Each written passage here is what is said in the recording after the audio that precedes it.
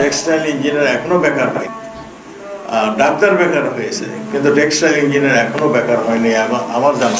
এবার দেখে নিন টেক্সটাইল ইঞ্জিনিয়ারের রুম।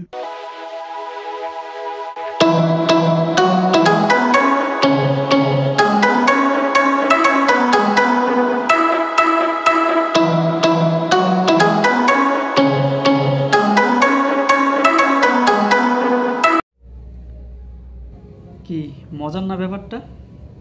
টেক্সটাইল মানেই 6 ডিজিট লাখ টাকা স্যালারি। তো এইটা আশা করে যারা আসলে টেক্সটাইল পড়তেছেন বা যারা টেক্সটাইলে আসতে চাচ্ছেন যে টেক্সটাইল মানেই 6 ডিজিট, সো তাদের জন্য এক বালতি সমবেদনা দিয়ে আমি আমার এই ভিডিওটা শুরু করতেছি। আজকের ভিডিওটা আসলে তাদের জন্যই যারা টেক্সটাইল মানেই 6 ডিজিট থিঙ্ক করেন। তো যাই হোক, এই বিষয়টা নিয়ে আমি ওভারঅল একটা ডিসকাস করব। আসলে তোমরা যারা মানে আমার ছোট ভাই যারা আসলে টেক্সটাইল পড়তেছো বা যারা ইন্টার শেষ করে ভাবতেছো যে আমি টেক্সটাইল ইঞ্জিনিয়ারিংয়ে যাব, পড়ালেখা করব, আসলে কেন যাব, কেন পড়ালেখা করব, এটা আমরা ম্যাক্সিমাম ক্ষেত্রেই জানি না।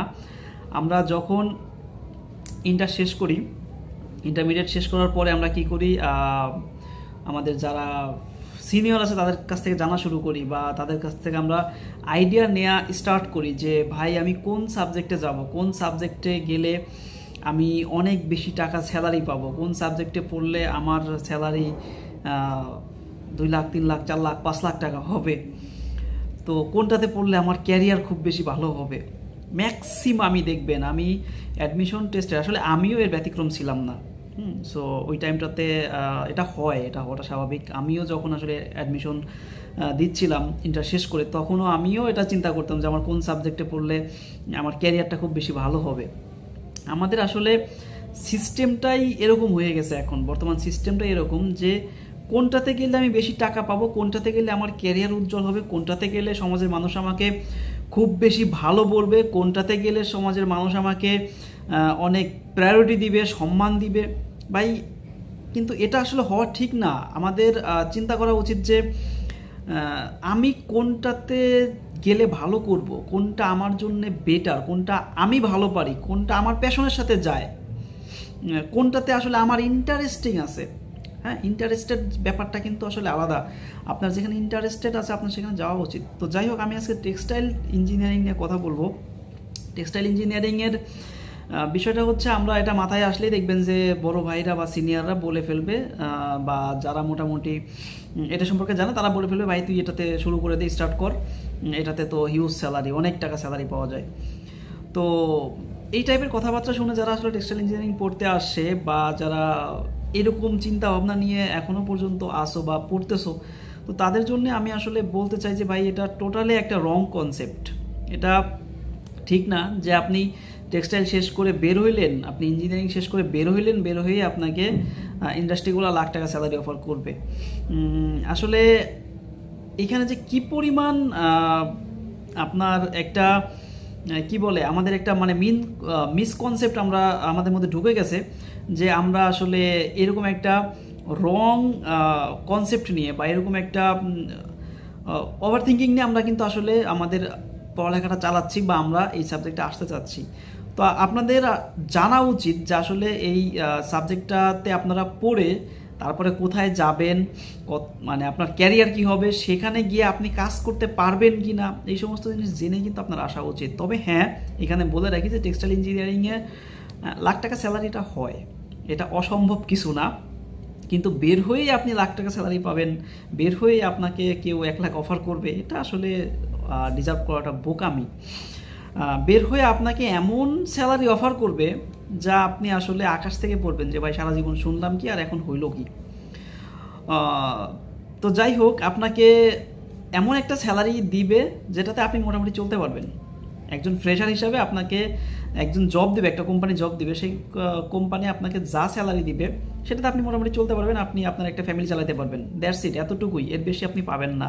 আর কেন বা একটা কোম্পানি আপনাকে এত টাকা স্যালারি দিবে, আপনি কোম্পানিকে কী দিবেন? একজন ফ্রেশার হিসাবে আসলে এখন ম্যাক্সিমাম ক্ষেত্রেই ম্যাক্সিমাম কোম্পানিগুলো এমটিও পোস্টের জন্য আপনার নিয়ে থাকে ম্যানেজমেন্ট ট্রেইনি অফিসার, অর্থাৎ ট্রেনি অবস্থায় থাকে, শিক্ষানবিশ অবস্থায় কিন্তু প্রায় 6 মাস 1 বছর একটা ফ্রেশ টেক্সটাইল ইঞ্জিনিয়ার কিন্তু থাকে। তো এই 6 মাস 1 বছর কিন্তু কোম্পানি তার কাছ থেকে কোনো কিছু আশা করে না, বা একটা টাকারও বেনিফিট কোম্পানির হয় না। তো সেখানে আপনাকে লাখ টাকা স্যালারি দিয়ে রাখবে, আপনার এটা মনে হয়? সো যাই হোক, টেক্সটাইল ইন্ডাস্ট্রি বা গার্মেন্টস ইন্ডাস্ট্রি এটা সম্পর্কে একটা ক্লিয়ার ধারণা বা ক্লিয়ার একটা আইডিয়া দেওয়ার জন্যই আমার এই ভিডিওটা আজকে মেক করা। যারা অলরেডি টেক্সটাইল ইঞ্জিনিয়ারিংয়ে পড়তেছেন বা যারা আসতে চাচ্ছেন, তারা যেন কোনো মিসকনসেপ্ট নিয়ে আসলে এই সেক্টরে না আসেন, দ্যাটস ওয়াই তাদেরকে অ্যাওয়ার করাই হচ্ছে আমার এই ভিডিওর মূল লক্ষ্য। তো দেখেন, টেক্সটাইল ইঞ্জিনিয়ারিং সাবজেক্টটা তুলনামূলক সোজা, এবং বাংলাদেশে যে টেক্সটাইল ইঞ্জিনিয়ারিং সাবজেক্টটা পড়ায় এটা আমি বলবো যে আপনার কি বলে, খুব বেশি টেকনোলজিস্ট দিয়ে বা হচ্ছে আপনার এখানে যে আপনার খুব বেশি ডিজিটালাইজেশন আসে এরকম না ব্যাপারটা। এটা হচ্ছে আপনার এক প্রকার আমি কনভেনশনালি বলবো, বিকজ ইউরোপের দেশগুলোতে টেক্সটাইল যেটা পড়ায় সেখানে ন্যানো টেকনোলজি, আপনার ন্যানো টেক্সটাইল, মাইক্রো টেক্সটাইল, এই জিনিসগুলো নিয়ে হচ্ছে ওরা আপনার কি করে রিসার্চ করে বা এই জিনিসগুলো নিয়ে ওরা কাজ করে। কিন্তু বাংলাদেশে কিন্তু এটা নিয়ে হয় না। রিসার্চ বেস পড়াশোনা কিন্তু বাংলাদেশে খুব কমই হয়। টেক্সটাইল ইঞ্জিনিয়ারিংও সেম। আপনাকে এখানে আসলে, এই সেক্টরে আসলে আপনার প্রথম যে মানে মেন্টাল স্ট্রেংথ লাগবে সেটা হচ্ছে যে এখানে হিউজ পরিশ্রম করতে হবে, মেন্টাল যেমন একটা প্রেশারে থাকবেন, মেন্টালি প্রেশারে থাকবেন, যেমন ফিজিক্যালও আপনার খুব প্রেশার যাবে। সো মেন্টালি ফিজিক্যালি দুইটার দিক আপনাকে খুব স্ট্রং থাকতে হবে। যদি আপনি মনে করেন যে আমি ফিজিক্যালি স্ট্রেস নিতে পারি, মেন্টালি স্ট্রেস নিতে পারি, তাহলে আপনার এদিকে আসা উচিত, মুভ করা উচিত। আপনি এই মুহূর্তে আসলে, আমি যদি এক্সাম্পল দিই, আমার নিজের এক্সাম্পল দিই, আমি এই মুহূর্তে অফিসে বসে হচ্ছে আমি এই ভিডিওটা করতেছি। এখন কয়টা বাজে? এখন বাজে রাত 2:33 বাজে, রাত 2:33। সো আমি অফিসে এখনও পর্যন্ত ডিউটি করতেছি। এবং এই যে একটু আগে যে ভিডিওটা আপনাদের দেখালাম ফার্স্টেই, ওটা কিছুক্ষণ আগে আমি দেখলাম, তো ওটা দেখে আমার মনে হলো যে আমি একটু করি। তবে হ্যাঁ, মন্ত্রী সাহেব যেটা বলছেন, আমাদের মাননীয় মন্ত্রী যেটা বলছেন সেটা হচ্ছে যে টেক্সটাইল ইঞ্জিনিয়ারিং পড়ে কেউ বেকার থাকে না। এটা সত্যি কথা। তুলনামূলক অন্যান্য সাবজেক্টের সাথে যদি আমি কম্পেয়ার করি, অন্য সাবজেক্ট থেকে পাশ করে বের হয়ে জব পাওয়াটা টাফ, বিকজ তাদের জব ফিল্ডটা বা তাদের ভ্যাকান্সিগুলো কিন্তু মানে কনজেস্টেড এবং লিমিটেড। বাট আমাদের সেক্টরে, অর্থাৎ টেক্সটাইল সেক্টরে অ্যাভেলেবল জব আছে। এখানে আসলে ম্যাক্সিমামই হচ্ছে আপনার যারা নন টেকনিক্যাল পার্সন আর কি, অনেক বছর ধরে জব করতেছে, তারা এই ইন্ডাস্ট্রিকে রান করতেছে। আমাদের টেকনিক্যাল লোক খুব কম আছে এই সেক্টরে। তো দ্যাটস ওয়াই এই জায়গাটাতে হচ্ছে একটা ভ্যাকান্সি আছে। আপনার বের হইলে আপনার মোটামুটি একটা জব হয়ে যাবে, জব নিয়ে আপনার টেনশন করতে হবে না, আপনি চাকরি একটা করতে পারবেন। কিন্তু সমস্যা হচ্ছে যে এই চাকরিতে টিকে থাকা, এই চাকরিটাকে প্যাশন হিসাবে নিয়ে সামনে এগিয়ে যাওয়া, এটা হচ্ছে খুব বড় একটা চ্যালেঞ্জ। কারণ এখানে যে বললাম, মেন্টাল স্ট্রেস, ফিজিক্যাল স্ট্রেস সব কিছু মিলায় হচ্ছে এই জবটা আসলে করতে হয়। এবং সেই সাথে হচ্ছে বের হয়ে যে একটা স্যালারি অফার করবে। তো এখন মোটামুটি অনেক ভালোই হয়েছে, বা ভালো ভালো যে ফ্যাক্টরিগুলো আছে বা কোম্পানিগুলো আছে, তারা মোটামুটি ভালো স্যালারি মানে আপনাকে অফার করবে। একটা গভর্নমেন্ট জবের সাথে আপনি কম্পেয়ার করলে মোটামুটি ভালোই পাবেন। তো তারপরেও যারা আসলে লাখ টাকা চিন্তা নিয়ে আসলে পড়ালেখা করতেছেন বা লাখ টাকার চিন্তা নিয়ে আছেন, তাদের জন্য আবারও এক বালতি সমবেদনা। তবে হ্যাঁ, একটা টাইম আপনি পাবেন, একটা সার্টেন টাইম পরে আপনার স্যালারি গ্রোথ কী পরিমাণ হবে এটা আসলে আপনার এখন আউট অফ থিঙ্কিং। আমি সিম্পলি বলি, আমি আমার সেক্টরে মানে আমার অফিসের কথাই যদি বলি, আমি দেখছি আমার যে বস, তার স্যালারি হচ্ছে 20 lakh plus. Can you imagine? অনেকে এটা আবার বিশ্বাস করবেন না, বলবেন যে ভাই আপনিই বলতেছেন লাখ টাকা স্যালারি দেয় না, আবার আপনার বসের স্যালারি 20 লাখ প্লাস, মানে হাউ ইজ পসিবল? তো এটা আসলে কেমন হয়ে গেল না, দ্বিমুখী টাইপের কথাবার্তা হয়ে গেল না? এটা সম্ভব। আমার বসের সে একজন ফরেনার এবং তার এই ইন্ডাস্ট্রিতে এক্সপিরিয়েন্স হচ্ছে আপনার প্রায় 25+ ইয়ার্স। তো 25 বছরের এক্সপিরিয়েন্স তার এই ইন্ডাস্ট্রিতে। এখন সে এত টাকা স্যালারি পায়। সো আপনিও পাবেন। আপনি ভাই আস্তে আস্তে যত অভিজ্ঞ হবেন, আপনার যত স্কিল বাড়বে, আপনিও পাবেন। একটা সময় গিয়ে আপনারও এরকম স্যালারি হবে। কিন্তু বের হয়েই যে আমি লাখ টাকা স্যালারি পাবো, 6 ডিজিটের স্যালারি পাবো, বের হয়ে আমাকে আমি এই করব সেই করব, এই জিনিসগুলো আসলে বাবা ঠিক না। বের হয়ে আপনাকে খুব ভালো মানে পরিমাণের একটা স্ট্রাগল এখানে করতে হবে। এই স্ট্রাগলটা করে যদি আপনি টিকে থাকতে পারেন তাহলে আপনি শাইন করতে পারবেন, আদারওয়াইজ পসিবল না। অনেকেই আসলে আমি আমার কলিগদেরই দেখছি এখানে, আমরা যখন একসাথে জয়েন করছি অনেকেই জয়েন করার কয়েক মাস পরেই চলে গেছে, জব ছেড়ে দিয়ে চলে গেছে, খুব ভালো ফ্যাসিলিটিস থাকা সত্ত্বেও। আমার সাথে আমরা যারা জয়েন করছিলাম দেখা গেছে যে নাই, তারা এখন প্রিপারেশন নিচ্ছে, আইএলস করতেছে অথবা গভর্নমেন্টের প্রিপারেশন নিচ্ছে। তো এত ভালো ফ্যাসিলিটিস, ভালো স্যালারি থাকা সত্ত্বেও কিন্তু তারা এখানে সাস্টেন করতে পারে না, বিকজ যে বললাম যে আপনার মেন্টালি হচ্ছে আপনাকে আগেই প্রিপেয়ার থাকতে হবে। সো যারা টেক্সটাইল ইঞ্জিনিয়ারিং পড়তেছেন বা যারা টেক্সটাইল ইঞ্জিনিয়ারিংয়ে আসবেন তারা অবশ্যই এটা মাথায় নিয়েই আসবেন যে 8-10টা সাবজেক্ট, যেমন অনার্সের 8-10টা সাবজেক্ট যেরকম ঠিক ওই রকমই আপনি এখান থেকে বের হলে হ্যাঁ একটা জব পেয়ে যাবেন, আপনি একটা জব করবেন এবং আস্তে আস্তে আপনি আপনার এক্সপিরিয়েন্স বাড়বে, আপনার অভিজ্ঞতা বাড়ার সাথে সাথে আপনার স্কিল বাড়বে, আপনার স্কিলের উপর আপনার যোগ্যতার উপর ডিপেন্ড করে কোম্পানিগুলো আপনাকে হায়ার করবে এবং সেই যোগ্যতার উপর ভিত্তি করে আপনাকে কোম্পানিগুলো স্যালারি পে করবে। সো আপনার মানে স্কিল অনুসারে আপনি আপনার স্যালারিটা পাবেন। এটা আসলে ভ্যারি করবে, এটা আসলে এক একজনের এক এক রকম হবে। দেখা গেছে একই ব্যাচ থেকে বের হয়েছে 10 জন, 10 বছর পরে গিয়ে 10 জনের স্যালারি 10 রকম, কারো 10,000 টাকাই আছে, আবার কারো হচ্ছে 10 লাখ টাকা হয়ে গেছে।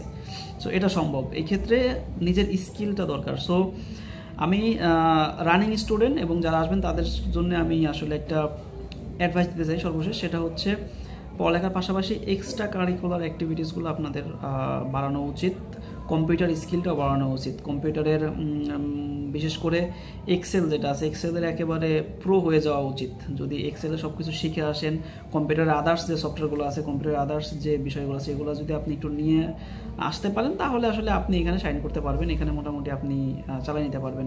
সো আশা করি আমার এই ভিডিওর মাধ্যমে বুঝতে পেরে গেছেন যে আসলে টেক্সটাইল মানেই কি 6 ডিজিট না, ঠিক আছে? এটা হয় একটা পর্যায়ে গিয়ে, বাট আপনি টেক্সটাইলে পড়লে আপনি একটা জব পেয়ে যাবেন। এখন বাংলাদেশের এই অবস্থা আছে, অর্থাৎ ভ্যাকান্সি আছে, আপনি একটা জব পেয়ে যাবেন, কিন্তু ডে বাই ডে এটা কিন্তু আসলে ন্যারোয়েস্ট হয়ে যাচ্ছে, এটা কিন্তু আসলে কনজেস্টেড হয়ে যাচ্ছে, স্যাচুরেটেড হয়ে যাচ্ছে আমাদের এই ফিল্ডটা, বিকজ প্রচুর পরিমাণে টেক্সটাইল ইঞ্জিনিয়ার এখন বেরোচ্ছে, প্রচুর পরিমাণে আসতে আসতে কোম্পানিগুলোর ভ্যাকান্সিও নাই। আবার বৈশ্বিক যে অবস্থা এখন এই মুহূর্তে, আমি 2023-এর জানুয়ারিতে আমি এই ভিডিওটা করতেছি, এই মুহূর্তে দাঁড়ায় হচ্ছে বৈশ্বিক অবস্থা খুব বাজে, আপনারা সবাই জানেন।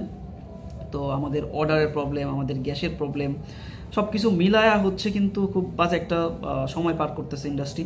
তো এই জায়গাটাতে ইন্ডাস্ট্রিগুলো নিয়োগও দিচ্ছে না, নতুন নিয়োগ দেবে না তারা। তো সেই জায়গাগুলোতে দেখুন যদি ইন্ডাস্ট্রিগুলো নিয়োগ না দেয় তাহলে কিন্তু আমাদের জবের যে ভ্যাকান্সি সেটা কমে যাবে। তো সেটা কমে গেলে কিন্তু আমরা আলটিমেটলি আমাদের যে বের হয়ে জব পাবো বা আমরা আমাদের যে একটা চাওয়া পাওয়া সেটা কিন্তু আসলে ফুলফিল হবে না, ঠিক আছে? তো সেই জায়গা থেকে চিন্তা ভাবনা করে এখানে আসা উচিত, করা উচিত। তো আমি প্রিফার করব যে কারো কথায় প্রভাবিত না হয়ে, অমুক বড় ভাই বলছে এত টাকা স্যালারি, তমুক বড় ভাই বলছে এটাতে ক্যারিয়ার ভালো, ওই তমুক রিলেটিভ বলছে যে তুমি ইন্ডাস্ট্রিতে আজকে ঢুকবা, টেক্সটাইলে পড়লে ইন্ডাস্ট্রিতে ঢুকলে পরের দিনই তুমি 10 তলা বিল্ডিং নিতে পারবা। ভাই এই সমস্ত শুনে লাভ নাই।